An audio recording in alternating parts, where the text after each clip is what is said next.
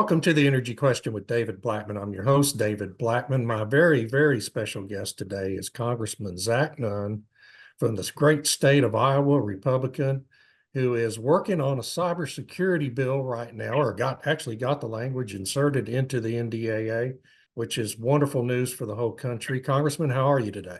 Hey, David, I'm doing real well up here in Iowa. Iowa and Texas get to share our state founding at about the same time. So we got good history with each other. And as I keep telling folks, we're not the Lone Star State, but we are the corn state. We work well together. So this is excellent. Yeah, we grow a lot of corn down here in Texas too.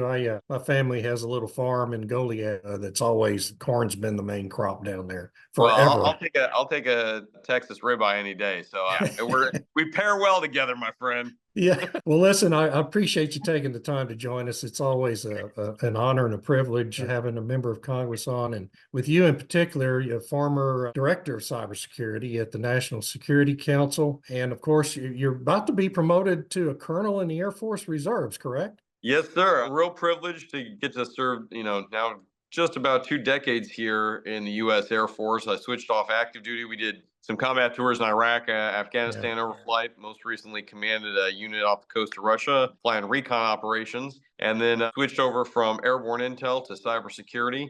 And just promoted to colonel. I think there's only 11 of us now serving in Congress who are still in either the Guard or reserve capacity.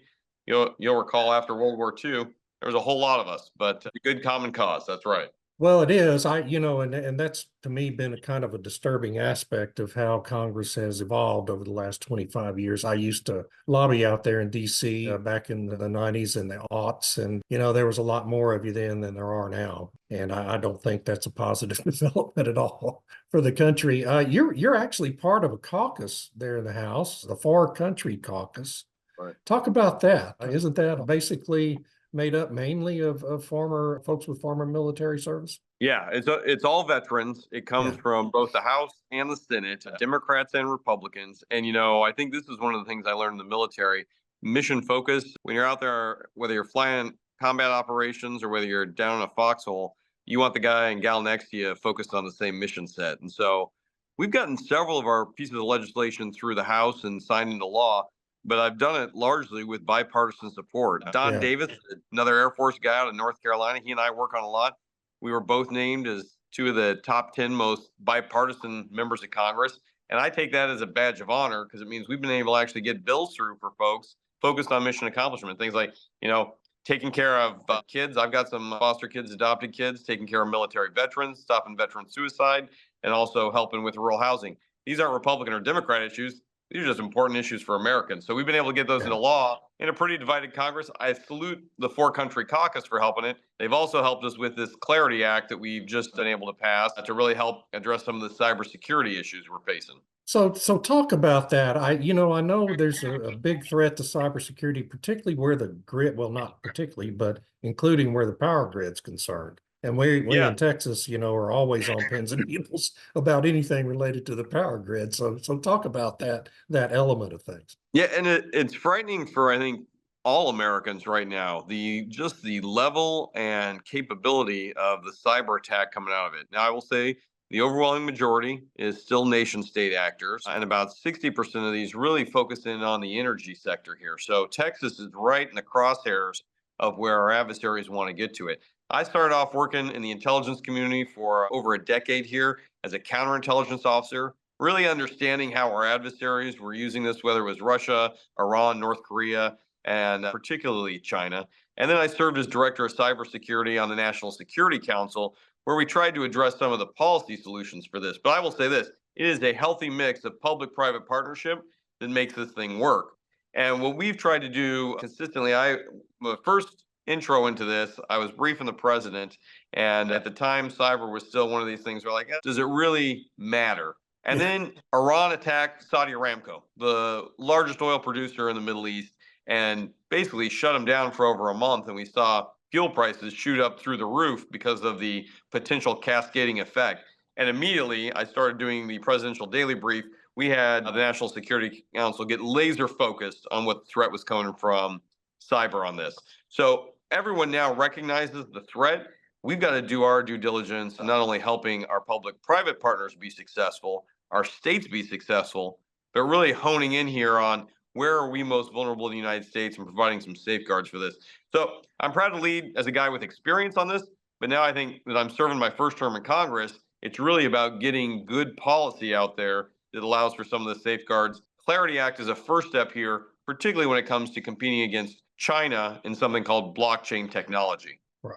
So I don't understand blockchain technology to tell you the truth. So I You're won't not ask alone, you. my friend. Yeah, I mean, I tell you, it's the dangest thing. I've had 10 different people try to explain it to me, but it's apparently beyond my ability to comprehend. But I know it's important. And I wonder in Congress, we talk about bipartisan solutions, and you always, if you pay attention to the major media, you always hear that Congress is hopefully divided. Nothing ever gets done on a bipartisan basis. Y'all are proving that wrong, in your caucus and with this inclusion of this language in the defense bill. I do you think it's overblown in terms of how it gets portrayed in the media? I know on the big issues, we have 2 or 3 cliffs we're about to fall off on keeping the next funding for 6 months for the government going and all that every year, and the debt ceiling fights. But when it gets down to nuts and bolts issues like this that involve national security, I mean, is there a good deal of, I mean, do you feel comfortable with the level of bipartisan cooperation that happens on issues like this?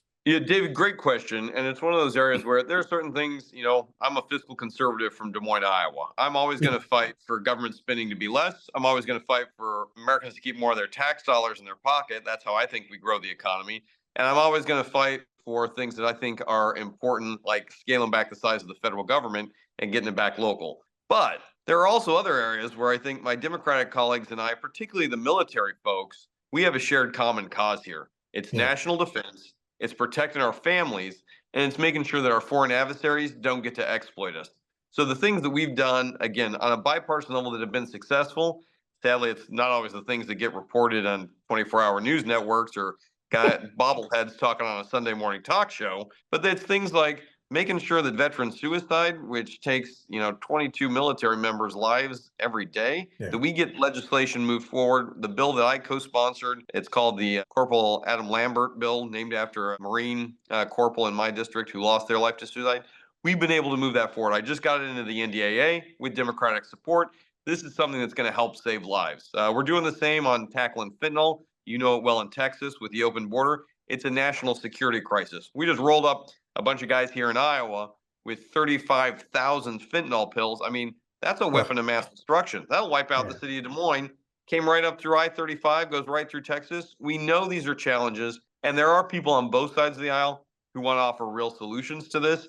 These are the kind of things that, drawing on my military background as a colonel now, is to really push forward and say, let's have mission accomplishment, not just talking points so we can send out a press release. You mentioned a minute ago you would help prepare the daily briefing every morning while you were at the White House. Give people a flavor of how that works, and the pressure that is involved in preparing that daily. I've had people tell me about it before, but a lot of my viewers have never really, heard but kind of about the nuts and bolts of how that works. And it's a really high pressure deal each day, isn't it? It is. And I will say this, you get some of the best professionals in the government providing really tactical information that has to be distilled so that a principal, whether it's the Secretary of Defense or the President of the United States, has immediate access to those must know things of everything that's out there. So it is a top level briefing that draws on the best information we have. But again, it's a snapshot in time. That's why it's called the daily brief, because every day you're coming up with new insights. And you got to be able to compile folks from across, 17 different intelligence agencies, local law enforcement, but also things like the Department of Energy on what they're seeing, the Department of Ag, what our foreign allies are providing us with hot tips on things that are emerging. And then you got principal officers. We were at the National Security Council.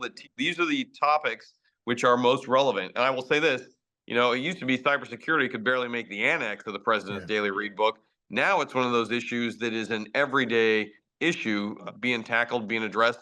The good news is, if we do this right, most of these things you're never going to hear about because we have successfully stopped the threat or at least been able to mitigate it, and it remains in this classified victory sector. Sometimes, though, it pours over into the public. And yeah, if you have a water pump in Texas that gets hit by a cyber attack and blows up, not only is that a public issue, now it's a national security concern we've got. Energy, finance, ag, and manufacturing, these are our top sectors in the United States. It's no surprise then they're also the top threat for cybersecurity actors. And I'll tell you this, dude, of all the things that are out there that could scare me, illegals coming into the country that could threaten a terrorist strike, foreign state powers that could harm us from overseas, it's still cybersecurity is the one that could harm the most Americans in the most comprehensive way, right up there with the illegal immigration and drug crisis that we see at our southern border. So, another aspect of the grid, and I wrote a piece this morning actually about transmission and issues we're having here in Texas related to high capacity transmission lines. And it reminded me of there's this enormous issue with supply chain for high capacity, high voltage transformers. And, we're importing a lot of those transformers from China. From That's right. makers in China. We don't hardly make any of them here in the United States. Are we equally concerned about importing critical pieces of infrastructure for the grid like that from China? Because there's a Yeah. lot of little parts, components in those transformers, and you just kind of wonder if they could be sabotaged. Yeah, your concern is absolutely correct. We have a dependency, and China, President Xi Jinping really highlighted let's exploit rare earth minerals, and they've had a Yeah. long-term game plan for this. They do a 5-year strategy session on where their country wants to go. They've tried to devour this. I serve on the China Commission, and what we do is we really evaluate where China's become a bad actor on this. So, I got nothing against electric vehicles, but let's not forget that EV in the back of it probably came from China. And Yeah. the cobalt allows that battery to work probably came from a Chinese owned and operated mine somewhere in Africa, likely exploited by a child or some type of indentured servitude, was put together by minority groups called Uyghurs or other exploited classes inside China and shipped to the United States after it was made in a coal energy provided factory. So the idea here that we are getting, a Green New Deal out of a Chinese made battery is just false. But equally, China has the ability to provide not just batteries for cars, it's providing a huge source of, the lithium exploitation that is used in batteries around the world. And down to the point that you're talking about, these rare earth minerals are also used in everything from every electronic we have. Yeah. So there's a concern there from China owning not only our hardware infrastructure, but then this next component, what lays on top of the hardware, the software infrastructure. This is where things like blockchain, artificial intelligence, supercomputing that China has stole a lot of the technology here in the United States.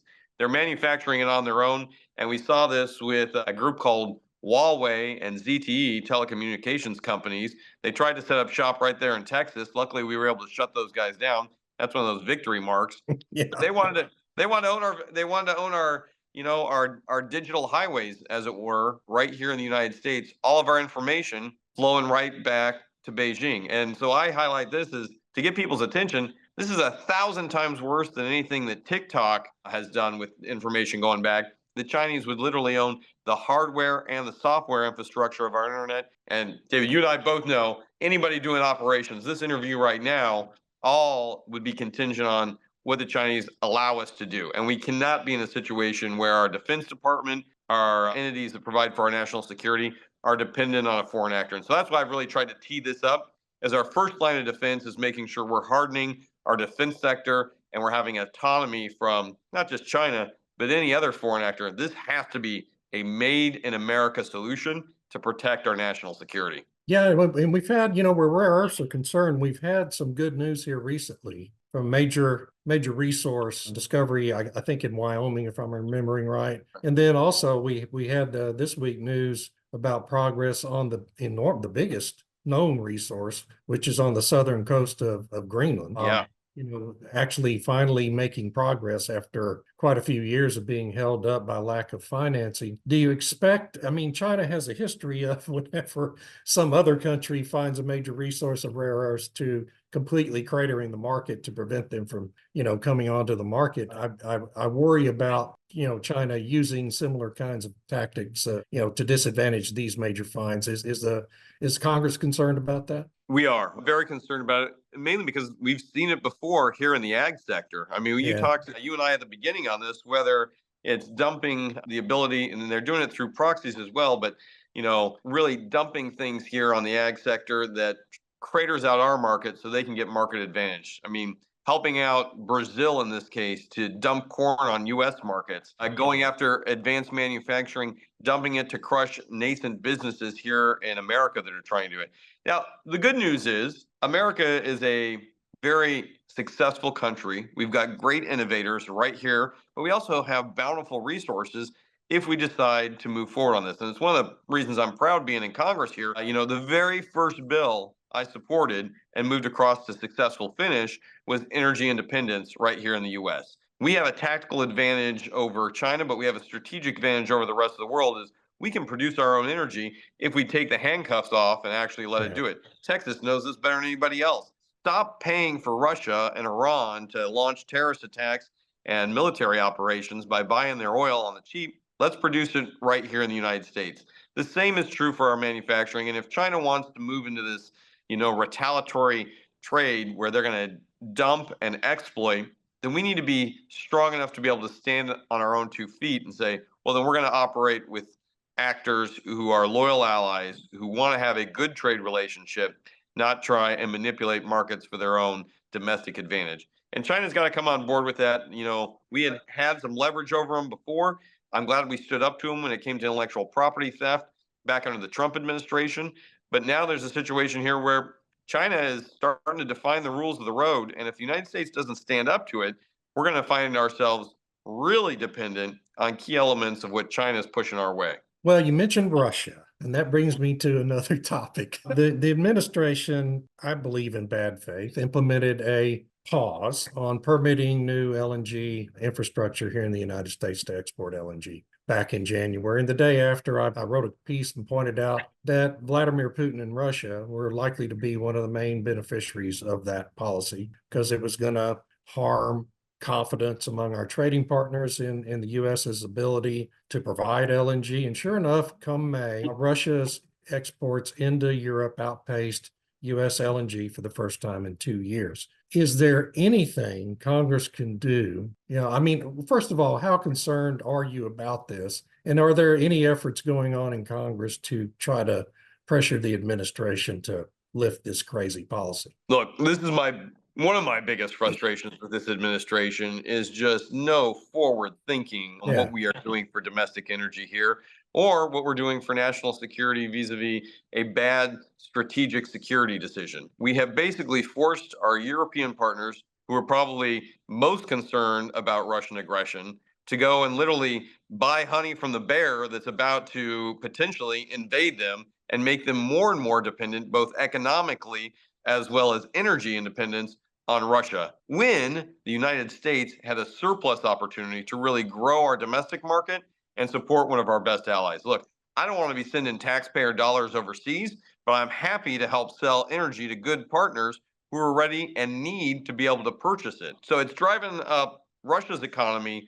falsely because of something that this administration made a choice, not a need, to go ahead and try and limit the export of LNG. That's harmful to American producers right here domestically. And it also makes our European allies really question, where's America going to be if they can't get energy from us on other things when it comes to trade? And ultimately, it harms our national security because we're basically paying for Russia to reconstitute a military situation that was decimated when it tried to invade Ukraine, where it's currently in Syria, where I've flown operations and I've seen how broken the Russian military is. Let's not give them the opportunity to reconstitute and rebuild based on European dollars that flow to Moscow versus European dollars that could be flowing right to the heart of the heartland here in Texas and the Midwest for energy we're able to produce. The second piece, David, you're right on this, is these are policy choices that are being made by the administration and folks within the administration. Candidly, I'm not sure Biden fully appreciates what this LNG policy does, but I do know this, his transportation and energy secretaries do, and they've chosen to make bad choices on this front. So what we've done in Congress is to really highlight both the false narrative here coming out of the administration. We've pushed forward energy independence. I really want to see us be able to help Europe as an ally in this area, be able to continue a long-standing energy partnership where they are able to buy our energy and be successful and not find themselves tethered to Russia on this. Because the other beneficiaries of this are going to be folks like China and Iran, who are going to fill this void with no Right. U.S. LNG going out there. And that goes to other parts of the world where we need more friends than creating more enemies out there. Well, we have an election coming up as it happens. I've gotten used to the first 5 presidential election cycles of this century to Iowa being kind of a swing state, almost an evenly divided state. And this week we saw a poll, and I can't remember if it was Siena poll or who it was, with Trump having a 50-32 lead in Iowa. Is Iowa really trending that one-sided in this election? Look, 4 years ago, Iowa was 75% Democrat in our congressional delegation. Yeah, And I yeah. took on an incumbent Democrat and we went to town on them and we were able to beat them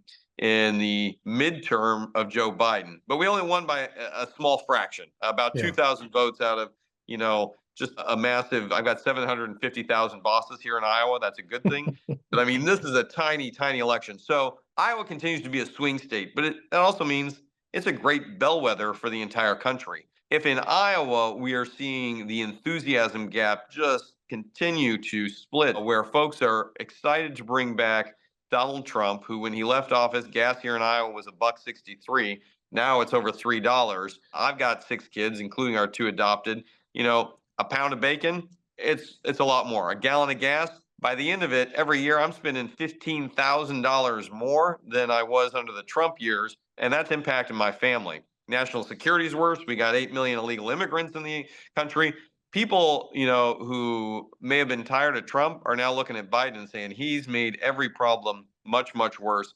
And that goes for my independents. The biggest number of voters I have in my district aren't Republicans or Democrats. They're independents, and they're making decisions based on how it impacts their pocketbook, their national security, and the future of this country. And there's a massive enthusiasm gap here. Now, I will say, David, we're one of these key swing districts. Before me, this district had gone back and forth, and for 40 years, it'd been Democrat. But I went to a union hall, I went to a union labor shop floor. I talked with folks, and they're tired of it. They don't feel like the Democratic Party has been speaking for them, and they're ready for something new. We're being that voice for them. We're being pragmatic in the fact we're delivering results. And this race is going to determine not just who's going to be the next president of the United States, but do we keep the House of Representatives? Because what I don't want to do is win the White House, win the Senate, which we're likely going to do, and then Yeah. fumble the ball and lose the House because, key races we overlook. So from that aspect alone, we're going to fight really hard here in Des Moines. But I keep calling Des Moines the Austin of the Midwest. It's a great place to live. I've loved to live here.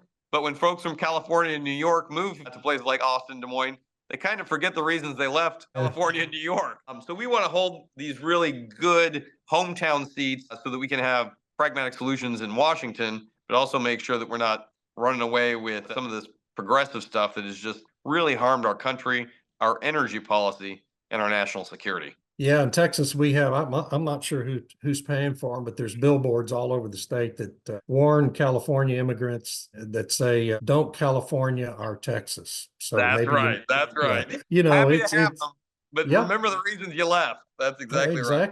exactly. And we've had so many, Elon Musk and Tesla down in Austin, thousands and thousands of new jobs. And so so much of it is really good, but yeah, the voting patterns can be problematic. That's right.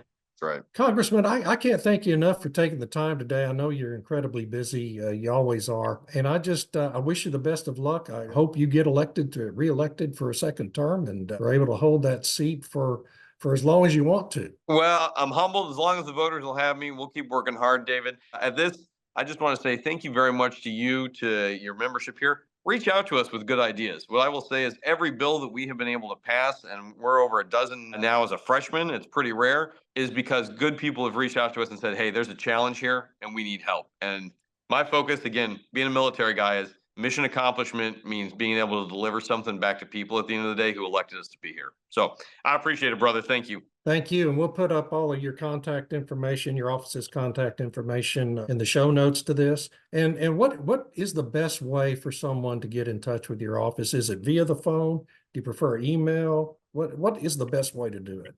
Look, I'm a cyber guy, so I'll take all of the above. You can reach out to us. Our number here is 515-400-8180, or reach out to me. ZachNunn.com is probably the best way. And you can just kind of see not only our profile, what we're working on, but also how you can either get involved or let us know your thoughts, feedback on this. ZachNunn.com. Check us out. Thank you, sir. Appreciate it. Have a great day. I appreciate it. Thanks, David. And thanks everyone for joining us. Thanks to Stu Turley and the Sandstone Group for producing the podcast, and to our spectacular producer, Eric Perel. I'm David Blackmon. That's all for today.